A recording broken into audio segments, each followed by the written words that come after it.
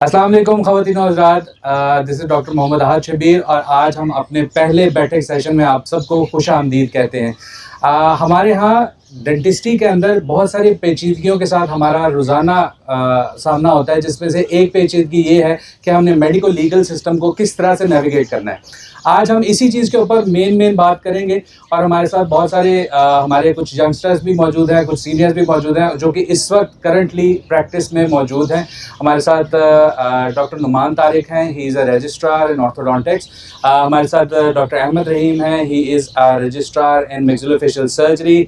हमारे साथ डॉक्टर वकास हैं जो कि मल्टीपल प्रैक्टिसेस अपनी रन कर रहे हैं इन शेखुपुरा एंड इन लाहौर। हमारे साथ डॉक्टर सलाहुद्दीन जथोल हैं जो कि अपनी प्रैक्टिस इस वक्त रन कर रहे हैं और हमारे साथ एक यंगस्टर है डॉक्टर अहमद जो कि हमें आज ज्वाइन इन किया है इन्होंने स्पेशली। आज हम बात करेंगे हमारी प्रैक्टिसेस के अंदर क्या ज़रूरत है कि हम अपने कंसेंट फॉर्म्स को बहुत अच्छे तरीके से फैब्रिकेट करें, ना सिर्फ उनको इम्प्लीमेंट भी करें अपनी प्रैक्टिसेस के अंदर, ताकि हमारे जो मेडिकल लीगल सिस्टम है उसके अंदर रवानी भी रहे और आपको किसी भी किस्म की पेचीदगी का सामना ना करना पड़े। इसके बारे में हम बात करेंगे। फर्स्ट ऑफ मैं दावत देना चाहूँगा कि डॉक्टर नुमान तारिक बताइए, क्योंकि हम अक्सर ये सुनते हैं कि ऑर्थोडोंटिक्स ट्रीटमेंट के अंदर हमें कंसेंट फॉर्म की शायद वर्बल ज़रूरत पड़ती होगी या शायद कंसेंट फॉर्म की ज़रूरत पड़ती ही नहीं होगी। सो इसके ऊपर मज़ीद जो डिटेल्स हैं वो डॉक्टर नुमान तारिक बताएंगे कि क्यों हमें जो हमारा कंसेंट फॉर्म है उसको इम्प्लीमेंटेशन चाहिए अपनी प्रैक्टिसेस में भी, अपने डेंटल हॉस्पिटल्स में भी, ताकि तमाम तर जो मेडिकल लीगल मसाइल हैं उनका हमें सामना ना करना पड़े। जी डॉक्टर नुमान तारिक। जी अस्सलाम वालेकुम, थैंक यू सर आपका आपने जो उनसे ना वो बुलाया और बड़ा ही इम्पोर्टेंट टॉपिक जो उनसे ना वो आपने डिस्कशन के लिए रखा है। ऑर्थोडोंटिक्स में यस बहुत सारे लोग असल में ये सोचते हैं कि बस पेशेंट आया है, उसका देखा दांत टेढ़े हैं या बाहर को हैं, उससे वैसे वर्बली बात की और उसका जो उनसे ना वो ट्रीटमेंट हमने शुरू कर दिया। हालांकि ऐसा नहीं है, बहुत सारे केसेस हमने भी देखे हैं, हमारे साथ हुए हैं, हमने इधर उधर देखे भी हैं कि पेशेंट जो उनसे ना वो बाद में अपनी जो जिस चीफ कंप्लेन के साथ वो आता है ना, वो बाद में उसको डिनाई कर देता है कि जी मेरा तो ये मसला ही नहीं था। ठीक है ना। तो इसलिए जो कंसेंट फॉर्म फिल होना है वो बहुत ज़रूरी है। उस पर बड़ी डिटेल में हम लोग लिखते हैं कि इसके क्या मतलब, किस मसले के साथ आया है, पेशेंट चाह क्या रहा है, और फिर हमारे पास तो स्पेशली पेशेंट की जो फोटोग्राफ्स होती हैं, मॉडल्स होते हैं, चूँकि वो केस प्लानिंग में भी बड़ी हेल्प आउट होती है हमें, और साथ में वो रिकॉर्ड में भी रहते हैं। बहुत सारे केसेस में इटसेल्फ मैंने खुद जो उनसे ना वो निकाल के भाई जान देखें आप इस मसले के साथ आए थे, जो आपका मसला था वो अब सॉल्व हो चुका हुआ है। भाईजान वैसे कम आते हैं आपके पास, बाजियां ज्यादा वो स्टैटिकली जो आपके पास तो वैसे बाजियां ज्यादा आती है ना, लेते भी बाजियां ज्यादा है अपने मरीज है ना। बात नहीं है, नहीं वो तो हमें भी पता है, आप सब हम सबके पास आप ही आ रहे हैं ना। नहीं वो मैं आ रहा हूँ, बिल्कुल मुझे पता है, लेकिन मुझे ना वो मुंडे फिर स्टैटिकली होने कॉन्शियस भी तो नहीं ना मुंडे ने ਤੁਸੀਂ ਕਹਿ ਦਿੰਦੇ ਨੇ ਤੈਨੂੰ ਜ਼ਰੂਤ ਨਹੀਂ ਹੈ। लड़कियां जरा ज्यादा ਜਿਹਨੂੰ ਜ਼ਰੂरਤ ਹੁੰਦੀ ਤੁਸੀਂ ਉਹਨੂੰ ਵੀ ਕਹਿ ਦਿੰਦੇ नहीं नहीं भाई आपको जरूरत नहीं है, आप ना करें। नहीं ऐसा नहीं, मुझे मेल फीमेल पेशेंट जो भी है पेशेंट होता है। बिल्कुल पेशेंट होता है, जैसे डिग्री होती है, इधर सारे ओरिजिनल डिग्री वाले। हाँ नहीं यहाँ पे अल्हम्दुलिल्लाह सारे ओरिजिनल डिग्री वाले, तो लेकिन एक डिग्री तो होती है। स्टार्ट में जो उनसा ना पेशेंट के रिकॉर्ड्स लें लाजमी, जिसमें आपके मॉडल्स होते हैं, फोटोग्राफ्स होती हैं, और उनको संभाल के रखें। फिर डॉक्यूमेंट लाजमी करें, पेशेंट को प्लान बताएं कि जनाब अगर एक्सट्रैक्शन केस है या नॉन एक्सट्रैक्शन केस है, उसको बता के, अगर बच्चा जो उनसा ना बिलो 18 है तो उसके पेरेंट्स या गार्डियन जो भी उसके साथ है उसके साइन लें बाकायदा उस पर।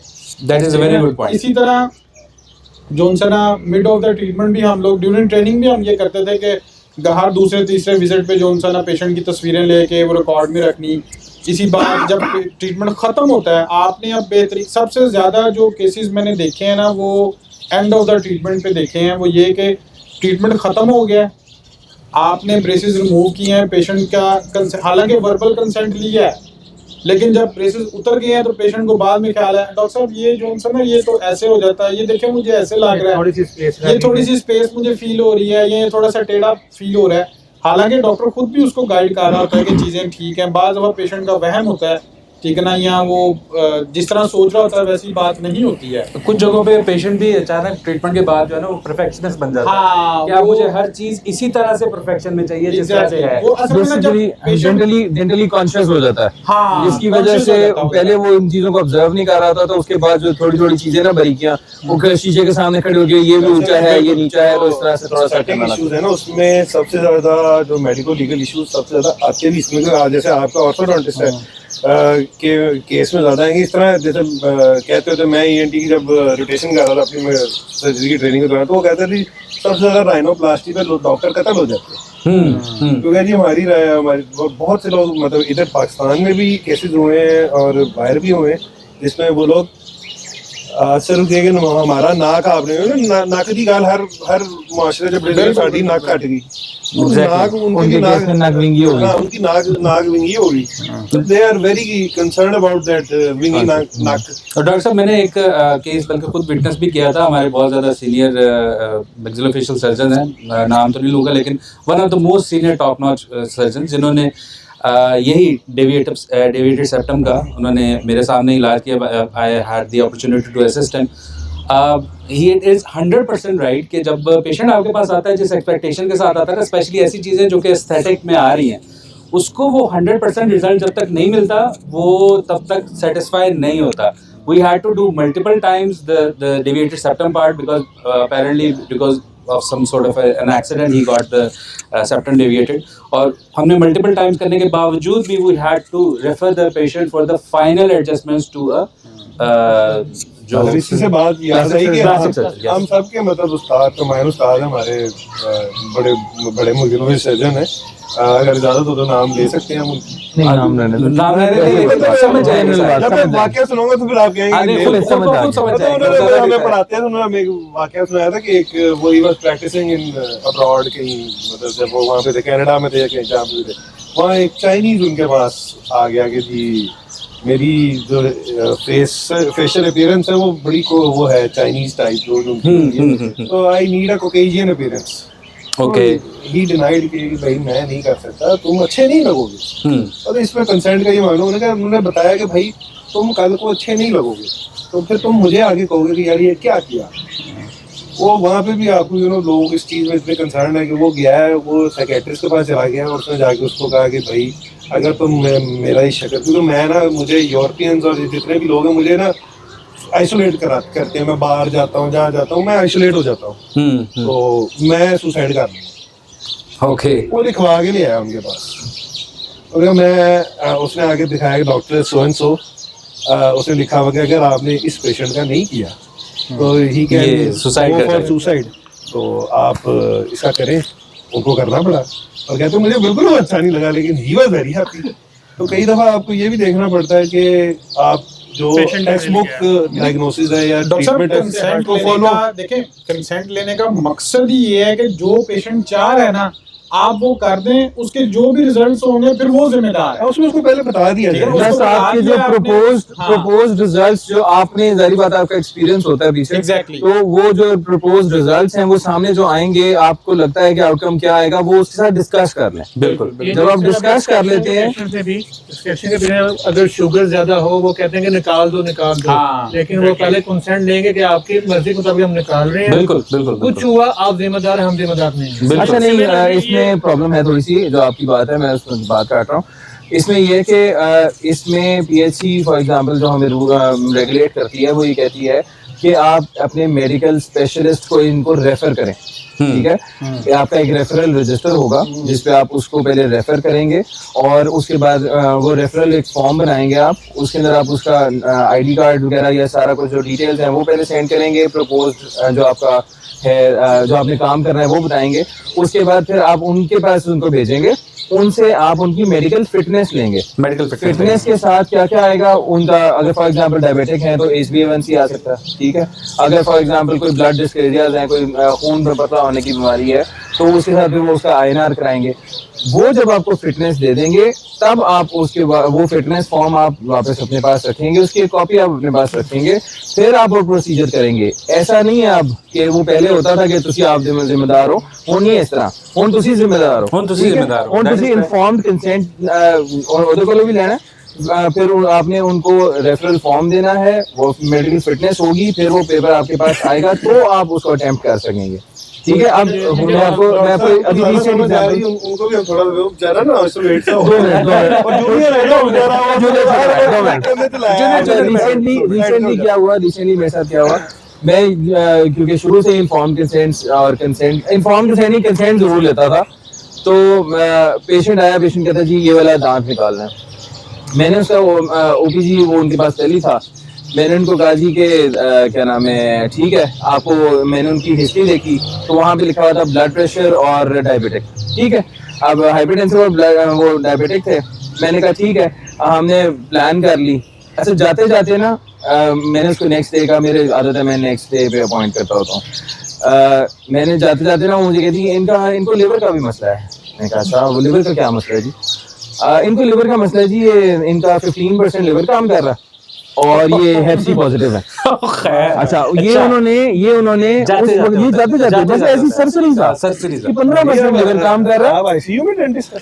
मुझे नहीं पता भाई, मैं आपको पता है कि मैं किस सिटी में काम करता हूँ, तो उसमें इस तरह की चीजें होती हैं। माशाल्लाह शेखुपुरा इज वेरी मिर्जापुर पाकिस्तान सारे सलीम भाई यहाँ पे इनके पास होते हैं। उसने सरसरी सा कह दिया कि जी इसको हेपसी पॉजिटिव भी है और 15% लिवर जो है ना वो काम कर रहा है, बाकी सिरोसिस हुई भी है। अब मेरा ज़हन में आया कि भैया आप इसको जो है ना, आप इसको लिवर ट्रांसप्लांट की लिए लेके जाएं, दाम नहीं कमाने की तरह। अच्छा अब क्या हुआ, उनको मैंने लिख दिया। अब मैंने कहा चले आप ना ये भी करवा लें, साथ ना INR करा लें एक, ठीक है, और ना ये रिटर्न जो है ना वो लिखवा लें, रेफरल मैंने भेजा मेडिकल स्पेशलिस्ट को। वांटी लड़ पड़ी मेरे से, वांटी मुझे डांटने लगी, तू मेरे चक्कर लगाई जा रहे हैं, तू क्यों नहीं दांत काट रहा, तो इस तरह तो उस तरह। मैं उनको सीधा कहा भाई मैं नहीं कर सकता, आप जो मर्जी करें, मुझे ये दांत, मुझे पता है कि ये हड्डी में नहीं, ये मसूड़े में है, लेकिन अगर मैंने इसको टच कर दिया और यहाँ पे ब्लीडिंग ना रुकी तो फिर क्या जिम्मेदार होगा? बिल्कुल जिम्मेदार। ठीक है, सारे मरीज गाना भी बढ़िया देते हैं। जी वो बस वो गाली से करने गया था, आंटी ने ऐसी नस्ल की गालियां दी ना जो ऑब्वियसली एलए में जैसे करना ही चाहिए थी। और मैं तो हिले आ गया, मैं कहा यार ये गालियां तो मैंने किसी मार से तो फिर अच्छा वो हालांकि 2 मिनट लगते हैं किसी भी रेफरल करवा के, आप चेक करवा के मेडिकल स्पेशलिस्ट से ले आए। मैंने जब टोटली डिनाई कर दिया ना, तो वो कहती कि अच्छा हम मैं नहीं तेरे को कराना, ठीक है। अच्छा अब मेरे फादर आई स्पेशलिस्ट हैं, उनके पास उनकी सर्जरी होनी थी। अगले दिन वो सर्जरी करा के फॉलो अप के लिए आई हुई थी। अगले दिन उनके पास मेडिकल नोट था, क्योंकि अब्बू ने भी कह दिया उनको कि जी ये करवा के लाएं। जब करवा के मुझे ला के उन्होंने पर्ची दी, तो मैंने उसको पढ़ा, तो मैंने कहा ठीक है मैं कर दूंगा। हुण तू कर देगा? मैं कहा हाँ जी हुण मैं कर दूंगा। तो फिर एवं चक्कर लगाई सी इस तरह। मैं कहा यार ये क्या बात हुई, मैं आपको जब कह रहा था तब आप मेरी बात नहीं मान रहे थे, अब आप करवा लाए तो मैं कर दूंगा। बिल्कुल छोटे डॉक्टर हैं, आपके वाले साहब बड़े डॉक्टर मरीज को ना एक आदत है कि वो कहता है इनिशियली आएगा जस्ट टू सेव हिज और हर टाइम, कहते हैं मुझे सब ओके है, आई एम फाइन, मुझे कर दें जी। डॉक्टर साहब बिस्मिल्लाह करो, बिस्मिल्लाह करो। मतलब हम मैं कहते हैं बिस्मिल्लाह पढ़ के ना सॉकेट के अंदर उंगलियां दे लें। डॉक्टर साहब और मैं एक ही डिपार्टमेंट में होते हैं, सर्जरी डिपार्टमेंट डॉक्टर अहमद में। अब हमारे पास रोज मतलब अभी तो सुबह हमने चेक की थी 200 से नीचे थी, आपको देख के बढ़ गई। मैं अच्छा इसके बारे में बता दूं, वो कैंडी इन्हें मीठे तो ब्लड प्रेशर अल्लाह का शुक्र है मैंने पेशेंट चेक किया, पेशेंट के ना ब्लड प्रेशर वो 180/110, ठीक है। हाँ जी मेरे पास अक्सर इस तरह के आते हैं, वहाँ पे हाँ वो सारी है। मैंने अपनी जो मेरी ब्लड प्रेशर मशीन है उससे चेक किया, मैंने दूसरी मंगवाई उससे किया, मैंने मैनुअल मंगवाया उससे किया, वो तीनों पे नहीं माना कि नहीं जी मेरा तो इतना होता ही नहीं। अच्छा मैंने ICU वाली जो मशीन होती है ना जो उसके अंदर पड़ी हुई थी ब्लड प्रेशर वाली, वो मंगवा के उससे किया, उससे भी नहीं हुआ। अच्छा अब वो उससे भी 180/10 185 के करीब आ रहा हूँ। पेशेंट लड़ पड़ा, मेरा इना होता ही नहीं, तू किवें कह रहे हैं ना होता। मैं उसकी शक्ल देखो यार, मेरे मशीनें मैंने बनाई 4 मशीनों से एक ही रीडिंग आ रही है। एक चीज कैमरा देख रहे हैं कि हर मरीज इज्जत नहीं कर रहा अच्छा उसने क्या किया, उसने फनकारी खेली मेरे साथ। तो कहता है वो बाहर निकल गया, निकल के ना साथ हॉस्पिटल से ना वो वहां से करवा के ना ले आया। कहता है उसे तो 120/80 आ रहा है। मैं क्या 120/80 180/110 से इतना डिविएशन 5 मिनट में तो नहीं होने 5 लगी। मिनट में तो नहीं होने मैंने कहा आप एक काम करें, हो सकता है सीधी सी क्या बात हो है, इसलिए। नहीं मैं सीधी सी बात कर, मैंने कहा सीधी सी बात, मैंने कहा उनके पैड पे लिखवा के ले आएं कि आपका ब्लड प्रेशर क्या है, मैं उस पे नहीं कर दूंगा।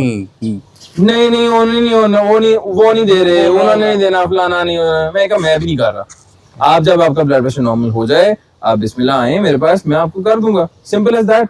अब ये तो फंसने वाली बात है ना कि 180 पे तो फवारे नहीं, निकलेंगे। डॉक्टर, मैं बड़ा अप्रिशिएट करूंगा आपको कि देखें वक्ती फायदा हासिल करने की बजाय ना आपने सही रास्ता इख्तियार किया, 2-4 बातें सुन ली मरीज से, मरीज को भी इन लॉन्ग रन जो है ना वो बड़े मसले से बचा लिया और खुद भी बड़े मसले में फंसने से आप असल में सर मसला पता क्या है हमारे क्योंकि वो जो फिजिशियन है ना, he is not in the room हाँ when you are treating that guy. जब वो आप उसको ट्रीट कर रहे हो ना, तो वो बंदा वहां पे मौजूद नहीं है जिसने आपको इन्फॉर्म्ड कंसेंट पे ऊपर साइन करके दिया ना रेफरल के लिए, फिटनेस के लिए भी। आपने मॉनिटर अपना खुद ही करना है, उसके ऊपर जो आप डालोगे उन्होंने पूछना है कि भाई आप एक्सट्रैक्शन की है, उस वक्त उसका ब्लड प्रेशर क्या था जब वो आपके पास प्रेजेंट हुआ। आता है हमारे खास तौर पर जो यंग ग्रेजुएट्स हैं उनमें तब आता है कि एक तो हमारे यहाँ ऑब्वियसली फाइनेंशियल स्टेबिलिटी इतनी अर्ली एज में है नहीं, जिसको हम रिसेंट अगले एपिसोड में डिस्कस करेंगे। बिल्कुल बिल्कुल बिल्कुल। अब वो डेस्परेट हो गए ना, हमारा एक कोई भी मतलब यंग क्या मतलब कई सीनियर लोग भी कि यार महीना स्टार्ट हो 10 दिन हो गए हैं, मरीज आ नहीं रहा है, मरीज मान रहा है, चलो कर देते हैं। वो ये फिर वो भूल जाता है कि यार अगर ये जो भी इसके साथ इश्यूज हैं उसको इग्नोर कर देता है, वही आपके पेटे पड़ जाते हैं। अब कोर्ट क्या कहती है, करते हो कोर्ट सेज कि अगर वो आपके पास वो कागज पे नहीं लिखा हुआ ना तो वो नहीं हुआ। हाँ आपने जितनी मर्जी उसकी मेडिकेशन की, आपने जितना ब्लड प्रेशर लोअरिंग ड्रग दिया उसको, आपने उसको कोई मेडिसिन दी, आपने अगर वो लिखी नहीं है ना तो दैट मींस कि आपने उसको मैनेज किया ही नहीं। मैनेज किया है because court Court wants paperwork. Yes, Only that is- paperwork is the proof. That is it. It's not what you did, it's basically what you can prove in court. और अगर Exactly. आपके पास कोई चीज proof नहीं है तो you cannot prove बिल्कुल ऐसे। anything in court and everything will go against you. बिल्कुल ऐसे है। That's अब a- इन्फॉर्म कंसेंट सर आप कह रहे थे कि एंड पे जो एक था ना कि जब आखिर में जब केस खत्म हो जाता है और जब हम ब्रैकेट्स उतार देते हैं तो उसके बाद क्या नाम है हमें जो है ना वो प्रॉब्लम फेस होती हैं। अच्छा मैंने उसका एक छोटा सा हल निकाला था, मैं जनरल केसेस कर लेता हूँ। तो उसमें यह है कि मैंने एक ना ऑर्थो कंप्लीशन फॉर्म जनरेट किया हुआ है। ठीक है, बेहतरीन। उतारने से पहले मैं पेशेंट को कहता हूँ कि आप अच्छी तरह देख लो ब्रैकेट्स उतारने से पहले मैं उसको कहता हूँ आप अच्छी तरह देख लो, पेरेंट को भी कहता हूँ देख लो, मैं वो बच्चे के भी साइन करवाता हूँ, मैं उसकी मदर के भी साइन करवाता हूँ या फादर के, और फिर उसके बाद एक्सट्रैक्शन ब्रैकेट्स उतारते हैं। में बेहतरीन जब ट्रीटमेंट खत्म होता है उसके बाद एक फॉर्म पे साइन होते हैं, देन जब उसको रिटेनर दिया जाता है तो हम रिटेनर गिविंग भी अलग से उससे साइन लेते हैं, उस पे सारी इंस्ट्रक्शंस लिखी हुई हैं और उस पे लिखा हुआ है कि जनाब आप नहीं पहनेंगे तो आप जिम्मेदार होंगे जो भी होगा। रिटेनर का फॉर्म नहीं है मेरे पास, मैं बना देता हूँ। Point taken. पेशेंट 2-4 महीने बाद रिटेनर पहनता ही नहीं है। हाँ जी, रिलैक्स हो जाएगा, बिल्कुल ऐसे, बिल्कुल ऐसे। Same goes with aligners. बिल्कुल आजकल चूंकि मार्केट में बड़े ट्रेंडिंग है अलाइनर्स, तो इसलिए जो है ना मैं सबसे यही रिक्वेस्ट करूंगा कि अलाइनर्स वगैरह जो भी आप काम कर रहे हैं पेशेंट से रिटर्न कंसेंट लें, क्योंकि कंपनी बाद में आपको सपोर्ट नहीं करती है, बैक नहीं करती है, तो प्लीज आपका सर फाड़ता है। और 80% टू 100% रिलैप्स है। बिल्कुल, जब आप उतार दिया, जब आप अगर आपने नहीं यूज रिटेनर नहीं तो रिलैप्स होगा दोबारा वापस आएगा। तो वो करा लेते हैं, बाद में कंपनी हरी आमिर के नाम से बेच के हाँ। उसके बाद हमें कहती है आपको बिल्कुल ऐसे। वो हाँ, नहीं, हाँ, कंपनी साफ कहती है कि जी वो ईमेल आती है कि जी इसमें पेशेंट का फॉल्ट है क्योंकि उसने सही प्रॉपर वियर नहीं किए, या डॉक्टर का फॉल्ट है कि उसने प्रॉपरली इंस्ट्रक्ट नहीं किया।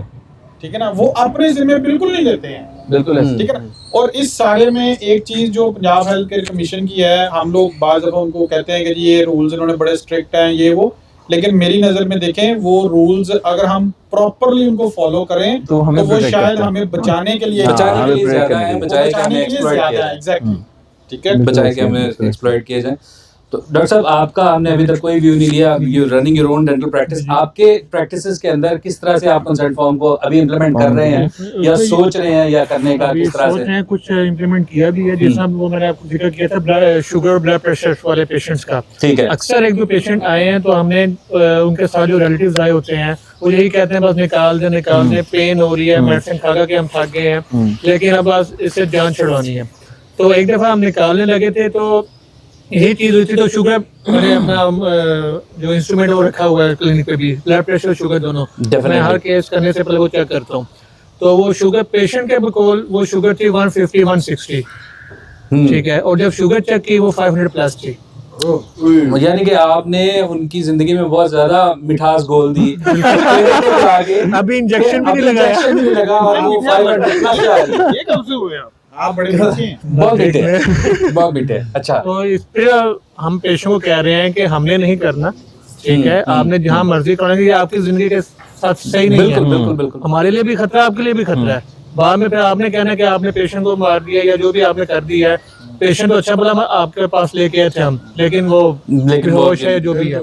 तो उसके बाद मैं ये है कि हर पेशेंट से इन्फॉर्म कंसेंट जो भी केस हो, पेशिंग प्लांट का हो, ऑर्थो का हो या एक्सट्रैक्शन का हो, वो इन्फॉर्म कंसेंट लेके सारी चीज़ें लिखवा के उससे यही कहता हूँ कि ये देख लें, अगर इसमें भी कोई चेंजेस करनी है वो पहले बता दें। बाद में ये ना कहें कि हमने तो ये कहा था आपने ये कर दिया है, स्माइल हम इस तरह की चाह रहे थे आपने इस तरह की कर हमने दी इस तरह है। की कर दी है, बिल्कुल। तो इसलिए कि इसमें थोड़ा अच्छा, उसका भी एक तरीका इन्फॉर्म कंसेंट के अंदर आपने पहले तो आपने उसकी डिटेल्स लेनी है ना कि वो पेशेंट कौन है, उसका स्पेसिफिक आपने एक नंबर लगाना है अपनी डायरी में कि ये बंदा ये है, फिर आपने उसका आईडी कार्ड नंबर लेना है, ये अब डेफिनेट हो गया कि आईडी कार्ड नंबर लेना है, ठीक है। फिर आपने अपना जो डायग्नोसिस है ना पहले वो लिखना है, ठीक है, और प्रपोज ट्रीटमेंट प्लान जो आपने करना है वो आपने लिखना सबसे है। पहले तो चीफ कंप्लेंट पूछने के कि नहीं, वो चीफ कंप्लेंट बाद में होगी, वो खत्म हो गई है। वो चीफ कंप्लेंट आती है आपकी जनरल कंसेंट फॉर्म पे, जिसपे आप वीसीओ पे आप कर रहे हो, वर्बल कंसेंट होते हैं, ठीक है ना। अब आपने डायग्नोज कर लिया, चीफ कंप्लेंट साइड पे हो गया, अब आपने डायग्नोज कर लिया, अब आप अगली स्टेज पे आ गए हो ना। डायग्नोज करने के बाद आप फिर उसको ट्रीटमेंट प्लान बताओगे कि प्रपोज ट्रीटमेंट प्लान क्या है, मैं क्या करूंगा, रूट कैनाल करूंगा, एक्सट्रैक्शन करूंगा या क्या नाम है कुछ नहीं करूंगा, क्योंकि 3 ऑप्शन देनी है ना आपने। एक ऑप्शन है हमारे पास कि दर्द हुई, हमने रूट कैनाल ट्रीटमेंट किया करना है, या एक्सट्रैक्शन करनी है, या नो ट्रीटमेंट, या आपने उसको बताना है कि भाई नो ट्रीटमेंट भी एक ऑप्शन है, आपका राइट है कि आप नो ट्रीटमेंट लेना चाहते हैं, आप नहीं अभी करवाना चाह रहे, that is fine. Patient has the right to refuse the treatment, ठीक है, आप उसको जबरदस्ती नहीं करोगे, नहीं आ गया तो मैंने करके देना है, करके भेजना था, नहीं ऐसे नहीं है। अच्छा, उसके बाद फिर आप बताओगे कि इसके जनरल सिम्टम्स, जनरल जो कॉम्प्लिकेशंस आ सकती है उसमें क्या हो सकता है, ब्लीडिंग, आपकी थोड़ी सी स्वेलिंग, थोड़ी सी पेन, ठीक है, ये जनरल कंसेंट। अब फॉर एग्जांपल हम एट की सर्जरी कर रहे हैं, ठीक है, तो उसमें फिर आप स्पेसिफिक कॉम्प्लिकेशंस बताओगे, जॉ फ्रैक्चर, नर्व पाल्सी, ठीक है, स्वेलिंग, ठीक है, उसके अलावा कोई भी इस तरह की जो स्पेसिफिक कॉम्प्लिकेशन फिर आप वो बताओगे। आपको सबसे मतलब हमें एक चीज सिखाई जाती है, good surgeon is the one who has ability to say no, कि कब उसको ना कहना है, एग्जैक्टली, ठीक है। ये नहीं कि हर चीज में कर दूंगा, हीरो वो कहते हैं हीरो, जैसे हीरोडोंटिक्स होती हाँ है, जी, ठीक है, वैसे हीरो सर्जरी भी होती है कि भाई हर चीज मैं कर सकता हूँ, कर दूं। भाई आप अच्छे आप अपनी सर्जन या limits बता अच्छे दीजिए। डॉक्टर तब हो आपको या limits आपको पता हो। लिमिट जहाँ पता कि मैंने ना कहाँ करनी है। जहाँ पे ना कर, ठीक है, तो वो वहाँ पे आपके ऑप्शंस आ गई, ठीक है। फिर आपका जो उसके आगे आएगा, फिर आपका अंडरटेकिंग आएगी कि पेशेंट ने ये चीजें समझनी है और पेशेंट नीचे साइन करेगा। अब वो कहते हैं कि एक और इसके अंदर एक शेक है कि patient has time to ask the questions and understand what the doctor has said. उसमें क्या आएगा कि पेशेंट के जो सवालात हैं आप उसको टाइम दोगे कि आपके कोई सवालात हैं तो आप पूछें। अब आपने ये टाइम दिया कि नहीं, ये क्या कौन कहेगा, कैसे पता लगेगा, आपको नहीं ऐसे पता लग सकता। उसमें ये है कि आपने वहां पे अपने फॉर्म के ऊपर थोड़ी बहुत लाइनें छोड़नी है, वहां पे जो क्वेश्चंस उसने पूछे वो वहां पे क्वेश्चंस मार्क कर दें कि ये क्वेश्चन, हाँ ये क्वेश्चन पूछे थे, और फिर उसके नीचे अंडरटेकिंग आएगी डॉक्टर की कि पेशेंट डॉक्टर ने आपको सारा कुछ एक्सप्लेन कर दिया है, रिस्क बेनिफिट्स हर चीज जो है वो बता दी है। अब आप उसके साइन करवाओगे, अगर वो 18 साल से ऊपर है तो फिर आप उसके सिग्नेचर करवाओगे और उसका नाम लिखोगे, साइन और स्टैम्प डेट वगैरह सारा कुछ लिखोगे। अगर वो 18 साल से नीचे है तो उसका कोई लवाहिकीन जो उसके साथ आए हुए गार्डियन है वो उसके ऊपर साइन करेगा, उसके ऊपर sign करेगा। और उसका उसके साथ रिश्ता क्या है वो भी लिखना है, For sure, वो for भांजा है या वो बेटा है या वो भतीजा है, क्या है वो उसका आएगा, और उस बंदे का आईडी कार्ड नंबर लिखा जाएगा उसके ऊपर, ठीक है। तो फिर वो जाके ये डिटेल पूरी होती है। पीएचसी की गाइडलाइंस है वो हमें बचाने के लिए। बिल्कुल ऐसी है, बेसिकली ये चीजें बेसिकली पेपर वर्क है ना, वो पेपर वर्क कोर्ट में तो पेपर वर्क प्रेजेंट करना अच्छा, है। ये भी देखना है कि प्रेफरेबली के डिसीजन मेकर कौन है इनमें। अब कई रिश्तेदार हैं, जैसे जी मैं इसकी फुप्पा हूँ, वो तो कंसेंट देके चले जाए, वालिद या वालदा आ जाए, भाई जान आप हमने तो नहीं दिया तो था। आप सेम नहीं, है ये आप सेव हैं, इस क्या आप चक्कर में सेव आप हैं? सेव हैं क्योंकि आपने साइंस लैब ले लिया है। आई हैव सीन के आईसीयू वगैरह में ना, या हॉस्पिटल में, मेडिकल साइड में ना, मेरा बिगर सर्जरी वाला में होके तो थोड़ा उनका इंटरेक्शन ज़्यादा है, तो वो ये करते हैं कि वो कहते हैं कि भाई आपको ना किसी हमारा कोई मरीज आया कि मैं इसकी फूफी हूँ, मैं इसकी खाला हूँ, तो मैं इसका मामू, कहते हैं भाई अगर तो बाप या माँ अवेलेबल है अगले आधे घंटे में मिल सकती है तो वो अगर कंसर्न देगी तो हम आगे प्रोसीड करेंगे, अगर नहीं बहुत मजबूरी है तो उनसे लो। वो ये बात चीज ठीक है है, डॉक्टर लोग साहब, बाद में आके लड़ते हैं कि भाई हमने तो नहीं दिया था, इससे क्यों लिया आपने? नहीं लेकिन आप सेव हैं, आप अगर उसकी पुप्पो से भी साइन ले रहे हैं ना, साइन तभी आप स्टैम्प save ले हैं। लिए हाँ, वो साइन स्टैम्प आपने कर आपकी लिया, basically वो safety अब कहीं पे matters। चैलेंज नहीं हो सकता। Exactly। बात खत्म। होप सो, और जो कंफर्म कर लेना चाहिए। फूफी आपने माँ प्यो की लड़ाई है, आप भी देखने वो गए। अब कैसे कंफर्म होगा कि वो सगी पुप्पी है भी? हाँ, नहीं नहीं ये बस आप नहीं नहीं छोटी- सिर्फ छोटी आपने आईडी बातें कार्ड पकड़ी दिखाया। ये बात नहीं, नहीं नहीं नहीं, आपने जो भी उसके साथ आया है ID card. ID card number sir इस सारे सिनेरियो में ना मैं आपको एक और बात बताऊं, ये पीएचसी ने नहीं कहा, लेकिन आपके पास कैमरा जरूर होने चाहिए, audio video and audio, not video only. बहुत जरूरी। मैं आपको नेक्स्ट किसी नशिस्त में ना मैं आपके साथ अपनी जो इंशाल्लाह, आप बीती हुई ना वो भी बताऊंगा। तो क्या नाम है कि ऑडियो वीडियो कन्वर्सेशन कितनी जरूरी है जो रिकॉर्ड होनी चाहिए आपके पास। इसमें ठीक मेरा है, एक इसका पॉइंट guess। है। आप इसमें एक्सपर्ट हैं। आप 5 मिनट बाद बात कीजिएगा। हाँ, ये इनका है, ये इनका मामला है। जो रिश्तेदार आते ये फूफी है। नहीं, ये वीडियो के मामला खराब है, इंडिया पास हो जाते हैं। कंसेंट फॉर्म साइन करके करते हैं, आपको हमारी हर डिटेल क्या जो रिश्तेदार आपके पास आते जी, हैं जी। कोई भी डेंटल ट्रीटमेंट के सर लिए, आपका कोई रिश्तेदार नहीं है? नहीं हाँ, आजकल नहीं बहुत- नहीं बहुत नहीं करीबी आ नहीं, जाते हैं आपके ना। माँ बाप भी आपके रिश्तेदार नहीं है आपके ऊपर केस आने पे आए तो ये आप ध्यान में रखो। अब्बू का घर ना निकाल दिया। सारों का हाँ जी वो आपके ऊपर केस कर दें फिर तुम्हारा वैर है उनके साथ, प्रॉब्लम है, ठीक है, इन जनरल बात कर रहा हूँ। तो तुम्हारे पास पेपर वर्क होना चाहिए, तुम सोल हो, अकेले बंदे हो, तुमने ही अदालत के कटहरे में खड़े होना है जब उसने जवाब देना है। मैं बिल्कुल एग्री करूंगा डॉक्टर साहब की बात से, कोई रिश्तेदार नहीं, ये वही रिश्तेदार हैं जो बड़ी महफिल में शादी में किसी आप पहुंचो ना, दादा दंद जो है ना उसकी कटिया से दर्द नहीं गई आ हुणी में बोतल पीती है अद्धी मिली मैनू लेकिन दर्द हुई महफिल में आपको वो जलील कर देगा। हाँ जी, इसलिए ऐसे। कोई रिश्तेदार कोई नहीं है रिश्तेदार नहीं है, रिश्तेदार आप नहीं है। सोल आप जब आपने- अपने ऊपर आनी है ना तो आपने अकेले खड़े होना है कटहरे में और वहां पे फेस करना है उन चीजों को, उन बातों को। अब्बू से भी कंसर्न फॉर्म साइन कराओ। जी जी कराएं आप कराएं, बिल्कुल ऐसी है। चलें जी, it was a very good and very informative बैठक टुडे। हम आप फाइनली कंक्लूड भी करेंगे अपनी इस बैठक को आज के लिए, क्योंकि आहिस्ता आहिस्ता जो है वो रात के साए भी बढ़ते जा रहे हैं और हमें चाहिए कि अब हम अपने घरों को भी जाएं। बहुत खुशी हुई हम सबको आपके साथ बात करते हुए, और आप तमाम पार्टिसिपेंट्स का मैं बहुत बहुत शुक्रिया अदा करूंगा कि ये लोग आए, बैठे को चार चांद लगाए। फाइनल जो हमारा वर्डिक्ट है वो मैं ज़रूर सामने रखूंगा कि अपने क्लिनिक को और अपनी क्लिनिकल प्रैक्टिस को बचाने का सबसे बेहतरीन तरीका मेडिकल लीगल सिस्टम के अंदर यही है कि आपके पास एक well established, well sorted out consent form system मौजूद हो, जिसके अंदर हमें बहुत सारी मालूमात आपके साथ अभी शेयर भी की गई हैं। इसके ऊपर काम करना आपकी अव्वलीन तरजीह होना लाजमी है, क्योंकि अगर इसके बगैर आप काम करते हैं तो you are at risk of multiple problems that can come across and that can be very problematic for you in the future. So आज इस नोट के ऊपर कि आज हम अपनी प्रैक्टिसेस में इस चीज़ को इम्प्लीमेंट करें और हम अपनी प्रैक्टिसेस को बेहतर करें, हम साइन ऑफ करते हैं। इसके अलावा अगर आपको ये कंटेंट अच्छा लगा है तो डेफिनेटली इसको अपने दोस्तों के साथ, अपने सर्कल्स में शेयर कीजिए। इसके अलावा अगर आपको कंसेंट फॉर्म बनाने में या आपको उसको डिज़ाइन करने में हमारी मदद चाहिए तो ज़रूर हमें रीच आउट कीजिए, हमारे फेसबुक पेज के ऊपर भी और हमारे यूट्यूब चैनल के ऊपर भी। इंशाल्लाह will see you guys soon enough. अल्लाह हाफ़िज़। अल्लाह हाफ़िज़।